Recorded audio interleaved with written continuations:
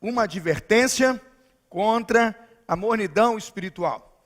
Carta de Laodiceia, que é a 7ª igreja, na carta do livro da Revelação, o livro do Apocalipse, capítulo 3, versos 14 a 22. Você que está em casa, nos acompanhando pela internet, abre a sua Bíblia.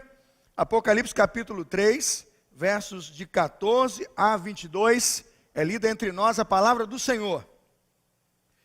Ao anjo da igreja em Laodiceia escreva: estas são as palavras do Amém, a testemunha fiel e verdadeira, o soberano da criação de Deus. Conheço as suas obras, sei que você não é frio nem quente. Melhor seria se você fosse frio ou quente. Assim você é morno, não é frio nem quente, estou a ponto de vomitá-lo da minha boca. Você diz: estou rico, adquiri riquezas, não preciso de nada. Não reconhece, porém, que é miserável, digno de compaixão, pobre, cego e que está nu. Dou este conselho: compre de mim ouro refinado no fogo, e você se tornará rico. Compre roupas brancas e vista-se para cobrir a sua vergonhosa nudez, e compre colírio para ungir os seus olhos e poder enxergar. Repreendo e disciplino aqueles que eu amo, por isso seja diligente e arrependa-se. Eis que estou à porta e bato. Se alguém ouvir a minha voz e abrir a porta, entrarei e cearei com ele, e ele comigo. Ao vencedor darei o direito de sentar-se comigo em meu trono, assim como eu também venci e sentei-me com meu Pai em seu trono. Aquele que tem ouvidos, juntos, ouça o que o Espírito diz às igrejas. Senhor, que teu Espírito Santo fale aqui com liberdade. Desejamos, ó Deus, concluir o ensino que neste domingo o Senhor propôs e colocou em nosso coração. Dê, ó Deus, me sabedoria, dê-me entendimento e capacidade, para que aquilo que eu recebi do Senhor, possa, ó Deus, como instrumento teu, entregar à sua igreja. É a oração que faço em nome de Jesus. Amém. A igreja pode sentar-se. Já, irmãos, estamos sabedores todos nós que essa carta é uma carta para todas as igrejas, de todos os tempos, de todas as eras. Se essa carta fosse endereçada somente a Laodiceia, ela teria sido lá para nunca mais ser lida. Mas quando ela tornou-se na Escritura Sagrada, no último livro da Bíblia Sagrada, o livro de Apocalipse, uma carta para nós, estamos dispostos hoje, como o próprio João colocou: quem tem ouvidos, ouça o que o Espírito diz às igrejas. O que o Espírito já nos disse hoje, eu coloquei lá no sermão da manhã, está no slide, no primeiro ponto. O Espírito do Senhor já nos disse, já nos informou que Deus conhece a precária realidade espiritual de suas igrejas. Já gastamos bastante tempo, irmãos, um sermão longo pela manhã, para dizer aos irmãos que quando o Senhor disse: conheço as suas obras, Ele está dizendo claramente que tudo que sua igreja faz, que tudo que o cristão vive, que tudo que uma igreja vive para fazer e construir, enquanto boas obras, o Senhor conhece. E quando Deus olhou para a igreja de Laodiceia, Ele não gostou do que viu. Nós separamos na citação da manhã, irmãos, eu faço apenas um resumo em respeito àqueles que não puderam estar, estavam trabalhando nas suas sessões. Eu coloquei uma citação em que destaco que na vida espiritual e piedosa, nada pode ser pior do que sermos considerados melhores do que somos, pois assim corremos o risco da presunção, que é pecado, e pior, fundamentados numa enganosa e mentirosa espiritualidade. Não há nada pior, irmãos, do que uma igreja morna que acha que é quente, de uma igreja morna com obras infrutíferas e que não agradam a Deus, mas que bate no peito e acha que está cumprindo absolutamente a vontade do Senhor. Aprendemos já, irmãos, e gastamos bastante tempo meditando e pensando que a triste realidade das igrejas que são mornas são marcadas pela indiferença e pela negligência. Colocamos isso no segundo ensino desta manhã, não é? A indiferença e a negligência da igreja de Laodiceia era notória. negligente em perceber a voz de Deus, que a chamava para um avivamento e para um despertamento, e ao mesmo tempo, irmãos, absolutamente indiferente em cumprir as ordens de Deus, em cumprir os mandatos do Senhor, em perceber como Deus mostrava quem ela era, irmãos, e ela decidira viver de outra maneira, acreditando nas suas próprias mentiras, na sua própria visão de si mesma. Coloquei como citação nesta manhã, destacando a citação para reflexão: igrejas mornas, irmãos, quando chegam à condição de uma fé indiferente, tolerando o evangelho, veja, mas tendo uma preferência pelo erro, essas igrejas, irmãos, causam um prejuízo maior à sua época do que aqueles que são reconhecidamente hereges. Balancei a cabeça dos irmãos e sacudi aqui as árvores nesta manhã para lembrar aos irmãos que talvez seja melhor convivermos e vermos um herege falando e dele nos protegermos do que uma igreja morna, porque ela com a sua mornidão, irmãos, passa para a sociedade uma ideia de ser igreja, passa para a sociedade uma ideia de que vive o evangelho, mas vive, irmãos, nas suas obras de realização, todas as suas práticas, todos os seus costumes, todos os seus valores não agradam o Senhor. Coloquei como segundo ponto da reflexão da manhã, e ali concluímos nosso sermão, o perigo da autossatisfação. É terrível, mas é verdade.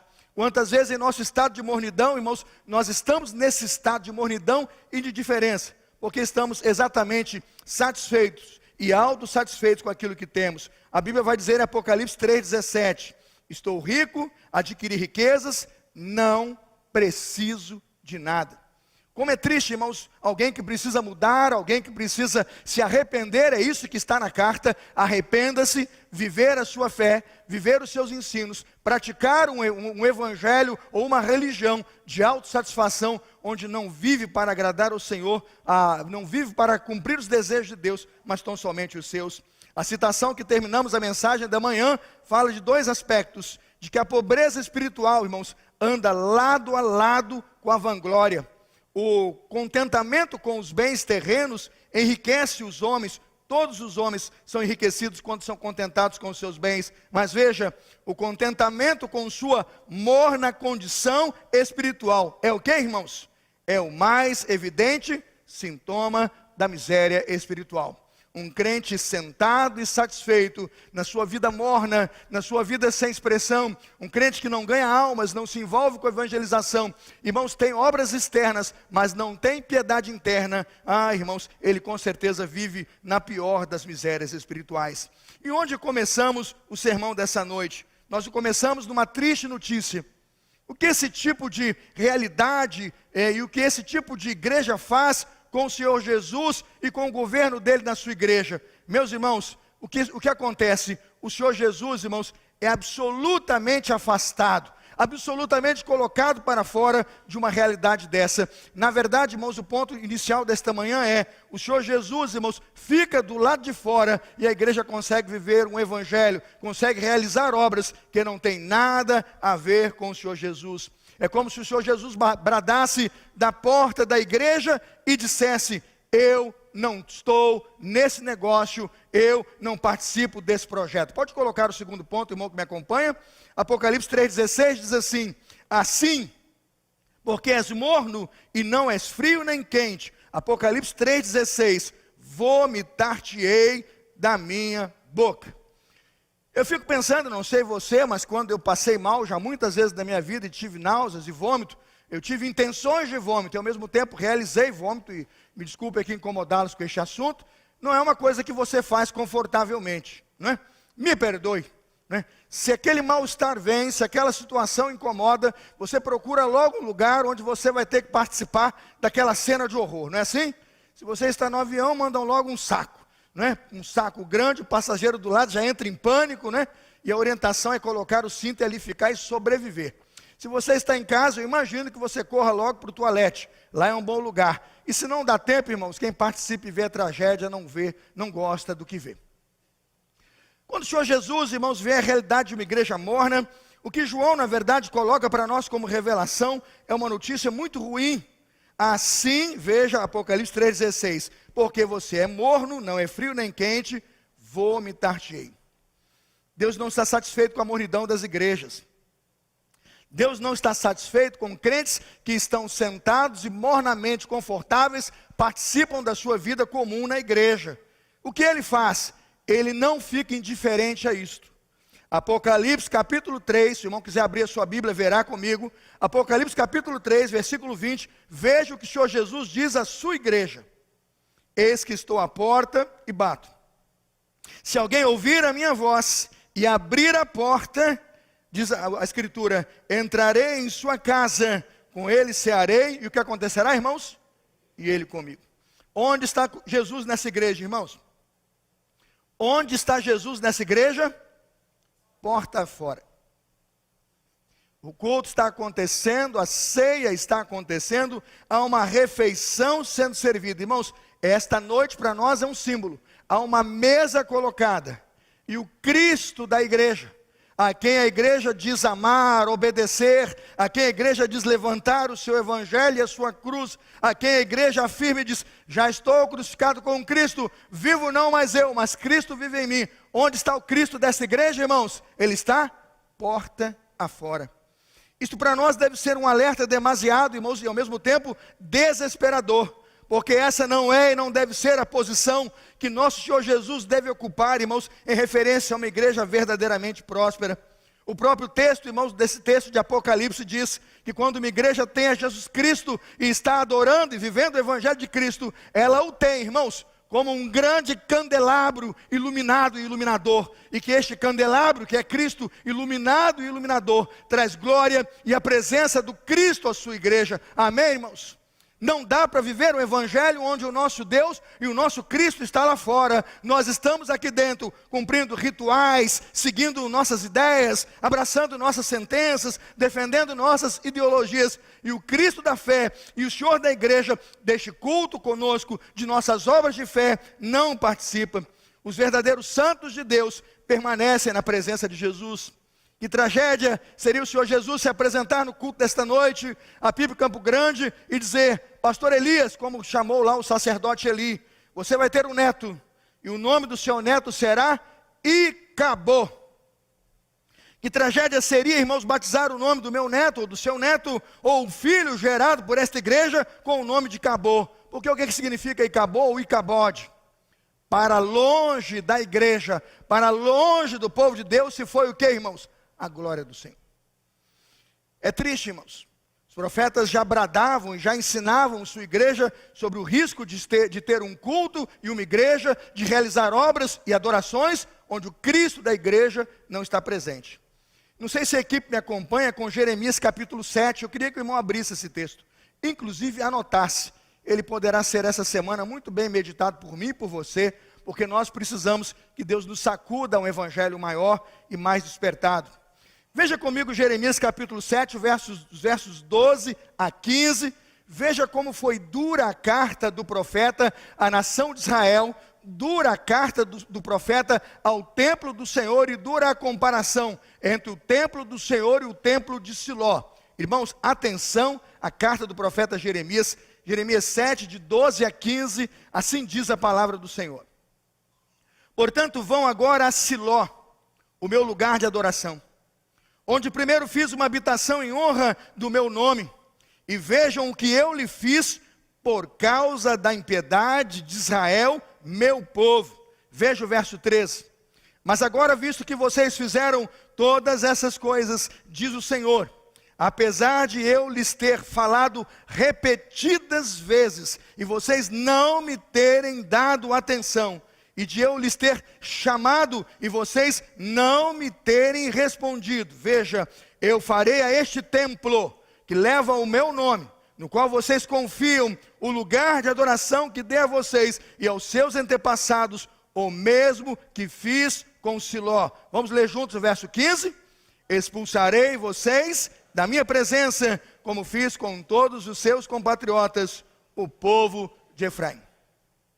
As náuseas, irmãos, narradas e colocadas ali no texto de Apocalipse, irmãos, sobre a igreja de Laodiceia e do Cristo que não suporta na sua boca a mornidão daquela igreja, tem tudo a ver, irmãos, com a tristeza do Senhor, com o templo que é dele, onde as obras daquele templo e o culto daquele templo não estão em ordem, segundo os ensinos e a vontade do Senhor. O que isso significa, irmãos? Que a autossuficiência é um perigo, é o segundo ponto já desta noite. A primeira aplicação do segundo ponto, a autossuficiência é um perigo e nós precisamos estar atentos, irmãos, aos perigos da autossuficiência. Repito o verso 17 de Apocalipse 3. Você diz, estou rico, adquiri riquezas. Aí veja, não preciso de nada, não reconhece, porém, quem você é. Eu destaco aqui a expressão, não reconhece, porém, quem você é. Irmãos, que Deus tenha misericórdia de nós. Gastamos um culto matutino e quem já ouviu a mensagem da manhã foi com certeza mexido por ela, porque a autoglorificação é terrível. Veja, eu estou rico, mas eram pobres. Acho que as pessoas às vezes mentem tanto e contam tantas mentiras que às vezes acreditam nelas. É o fracasso da igreja de Laodiceia. Ela acredita na própria mentira de sua religião frágil. Quando pensamos na autossatisfação, já falamos sobre isso, não é? Uma igreja que está tão satisfeita e autossatisfeita que ela diz, não preciso de nada. Mas por fim, irmãos, autossuficiente. Ela não reconhece quem ela é e ela não aceita que diga o contrário do que ela é. Que igreja é essa, irmãos? Uma igreja absolutamente morna e morta diante do Senhor e do seu Cristo. Aí você pergunta, pastor, por que um sermão como esse, num dia como hoje, quando estamos abrindo o mês das crianças e o culto das crianças, e também hoje um dia de eleições do Brasil, eu digo, pergunta ao Espírito Santo de Deus. Mas uma coisa eu sei, eu quero alertá-los, esse sermão está aqui, porque há perigos quando uma pessoa, irmãos, um cristianismo é vivido desta forma, um crente abraça esse tipo de fé morna, e quando uma igreja se deixa tomar pela mornidão. Eu queria colocar aqui quais os perigos, é a pergunta que faço agora, quais os perigos desse estado de igreja morna? Eu quero colocar o primeiro perigo, irmãos, está na tela, pode colocar já os 4. Qual é o primeiro perigo lá, irmãos? Irmãos, acham que alguma coisa em relação à igreja pode ser pior do que ser rejeitado por Cristo? Tem coisa pior, irmãos? Não tem. Porque nós somos chamados uma igreja cristã.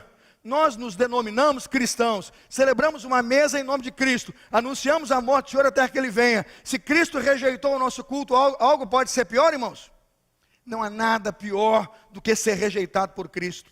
O recado de Cristo é tão duro, e já repito aqui o que já destacamos, que Ele disse, vou vomitá-los da minha boca. O estado de rejeição de Cristo a uma igreja morna nunca foi tão claramente colocado como foi colocado nesta carta à sua igreja. Quando uma igreja tem a Cristo, irmãos, a boca da igreja, o paladar da igreja, o que ela diz e o que ela professa é absolutamente diferente do que está acontecendo com a igreja em Laodiceia. Veja Apocalipse 1:16 e veja como a boca profética de uma igreja tem autoridade, poder e compromisso diferente da igreja de Laodiceia, que vai sair da boca do Cristo, que vai deixar o corpo de Cristo, que não vai estar na presença dele. Apocalipse 1:16 diz assim, e da sua boca, diz a escritura, saía, tinha em suas mão direita 7 estrelas, diz lá, e da sua boca, diz a Bíblia, saiu o que, irmãos? Uma espada afiada de 2 gumes, sua face era como o sol quando brilha em todo o seu fulgor. Irmãos, da sua boca saía uma aguda o quê? Espada de 2 fios. Uma igreja morna é vomitada, uma igreja viva tem uma espada em mãos e vai pregar o evangelho com poder e com autoridade. Qual é a segunda condição terrível, irmãos, da igreja autossuficiente? A segunda está na tela, vamos todos juntos? Ficar na condição. Que condição decadente ou que condição caída, né, e quedada da igreja é esta? Eu quero colocar 3 aspectos que estão no texto, Apocalipse 3:17, volte ao texto e perceba, desgraçada, meu Deus, tem misericórdia de nós. Que sermão difícil de pregar, irmãos. A gente fala assim, fica até com a boca seca. Eu vou tomar um pouquinho de água, porque pastor não fala a palavra desgraçado quase nunca, né? É só Deus mesmo para dar força a gente. Desgraçada, segunda palavra, irmãos, miserável. Ô miséria. Pobre, cego, nu. Se nós, irmãos, descuidamos de nosso estado de fervor espiritual e de nossa piedade, Deus nos livre de um currículo desgraçado desse. né? Você vai bater por toda a porta de emprego, não vai conseguir nem emprego, irmãos, porque nós somos desgraçados, miseráveis, pobres o quê? Nus. Quando oro uma mensagem como essa, eu pergunto: Senhor, por que tão dura esta palavra? Porque esta é a palavra para a sua igreja. A terceira, irmãos, característica ou do perigo do estado de autossatisfação, irmãos, dessa ideia de autossuficiência, o que seria? Cegueira e nudez, permanecer cego e nu.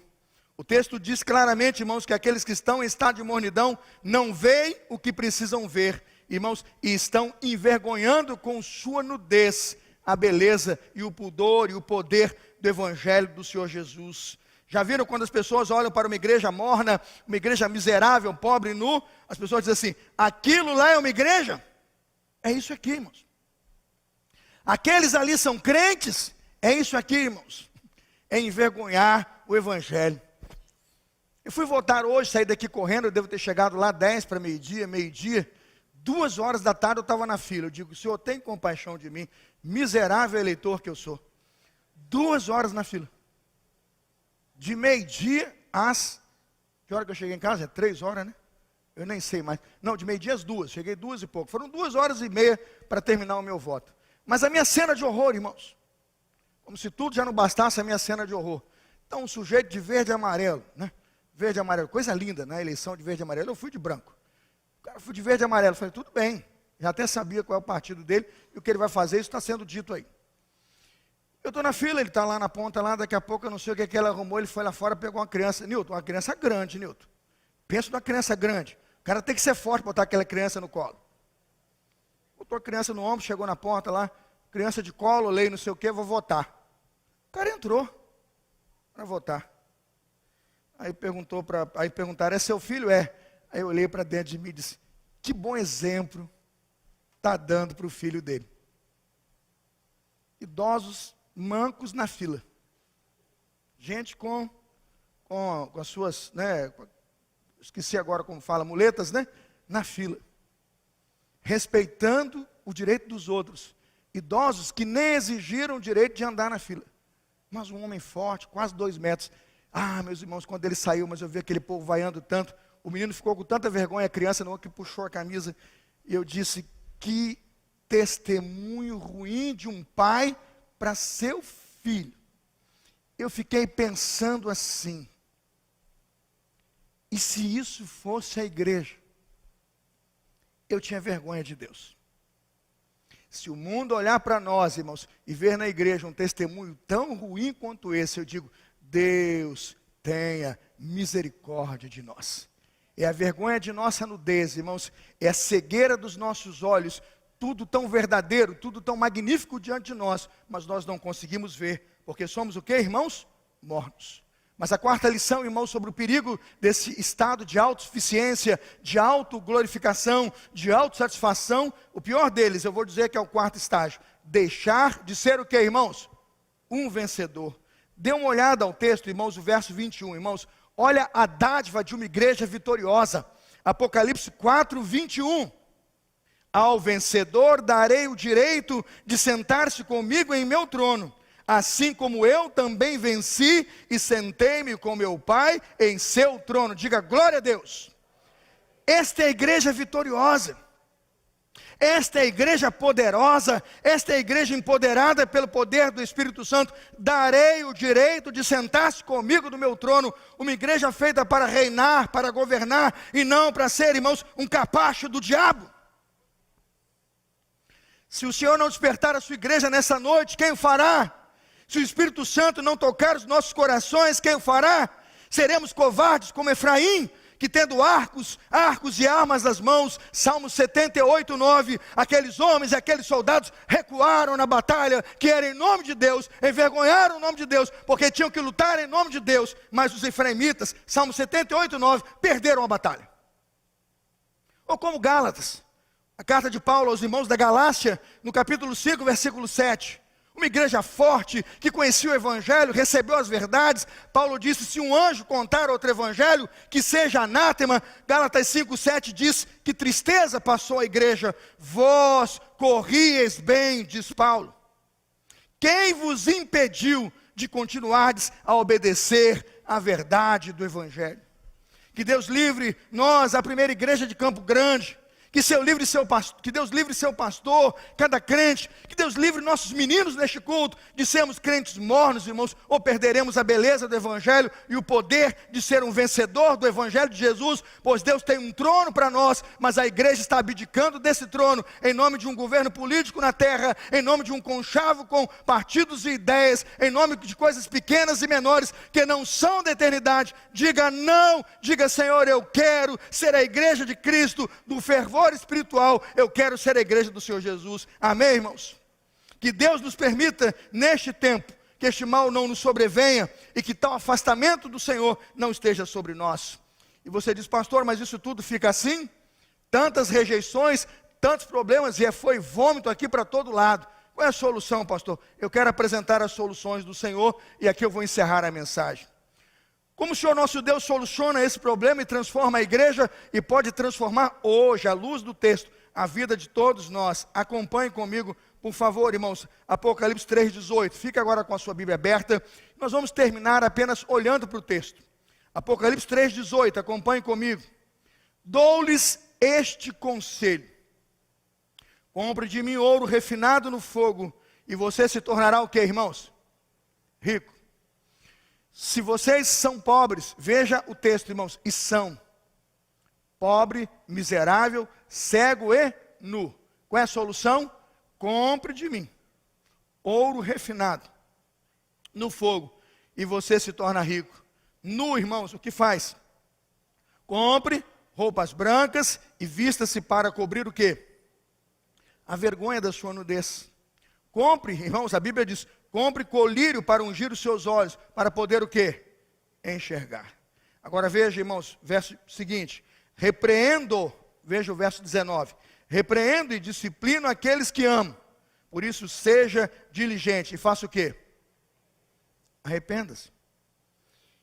Eis que estou à porta e bato. Se alguém ouvir a minha voz e abrir a porta, entrarei e cearei com ele, e ele comigo. Irmãos, eu quero colocar aqui como Deus soluciona o problema de uma igreja morna. Primeiro, coloca lá na tela, qual é a primeira solução de Deus? É a revelação clara do estado da igreja. Não tenha medo de ser confrontado. Uma das coisas que eu acho impressionantes na igreja, irmãos, e sempre, acho que quase todo mundo que vai no gabinete pela primeira vez, isso é comum, todo mundo, e quem foi lá já sabe: pastor, eu nunca entrei aqui. É meio que um santo orgulho, né? Nunca precisei. Entro aqui com temor e tremor, porque estou precisando, e vai contando a sua história. O gabinete deveria, na minha percepção, a sala de um pastor, o ambiente de conversa, deveria ser um lugar comum, onde nós sentamos e conversamos. Mas sabe qual é o medo? É que o pastor, conhecendo a Bíblia, o que ele tem a dizer sobre mim. Irmãos, eu não tenho medo de cobra, de leão, né? Tenho medo de mosquito. Falou em negócio de mosquito, eu estou correndo. É um tal de mosquito da dengue, da chikungunya, deixa você na cama 30 dias, eu tenho medo de mosquito. Eu ando com 2 armas aqui do lado. Lá em casa, mosquito eu tenho medo. De bicho tem não. Agora, irmãos, atenção. Eu tenho medo de médico terrível. Eu vejo uma roupa branca e já fico assustado. Eu já falando para meu filho, Lucas, quando vier me visitar, para vir de roupa comum. Não vem de branco, eu tenho medo, irmãos. Aí perguntaram assim: por quê? Irmãos, eu vou no médico, não estou doente. Eu saio do médico, tenho um monte de doença. Estou no médico, eu estou em casa, não sinto nada. Vou no médico, o cara está dizendo: é um não sei o que no açúcar que eu não vejo, é não sei o que não sei aonde que eu não vejo, triglicerídeo que eu não sei se é trigo, se é pão, não sei o que é aquilo. Ele fala: tem para lá, para cá. Aí eu falo: doutor, resumindo. Ele falou: tá ruim, tá ruim, tá ruim. Eu falei: tem nada bom, nada. Não volto mais aqui mês que vem, não.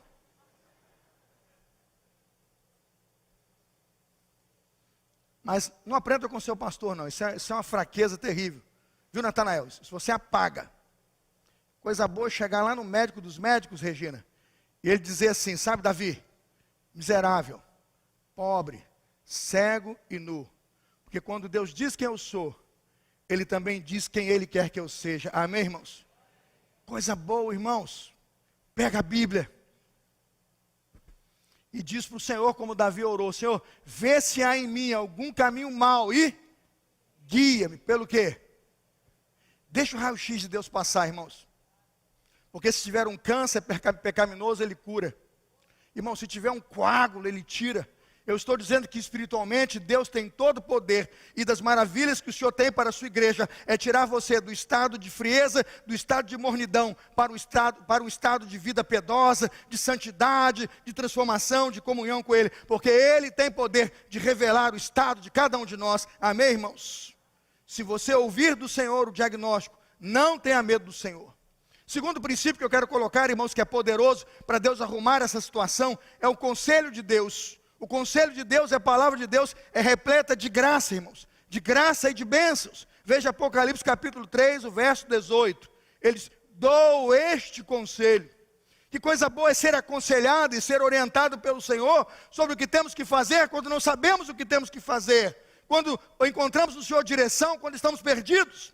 Isaías 55:1 diz, vinde, comprai e comei, vinde, comprai sem dinheiro e sem preço. Cristo pagou o preço, irmãos, para poder apontar à sua igreja um caminho de segurança. Quero colocar em nome de Jesus, irmãos, outra perspectiva que o Senhor nos dá como solução para a nossa mornidão. Está lá na tela, repreensões e disciplina. Vamos ler todos juntos? Repreensões. Muita gente não leu. A gente não gosta de ser repreendido. A gente não gosta de ser disciplinado, mas, irmãos, não haverá salvação, construção, avivamento, restauração, se nós não formos disciplinados pelos valores do reino do Senhor. Assim como um pai corrige o filho que ama, irmãos, assim o Senhor corrige a sua igreja. É rico, irmãos, o poder do evangelho, quando diz verso 19, Apocalipse 3, repreendo e disciplino aqueles a quem o quê? Amo.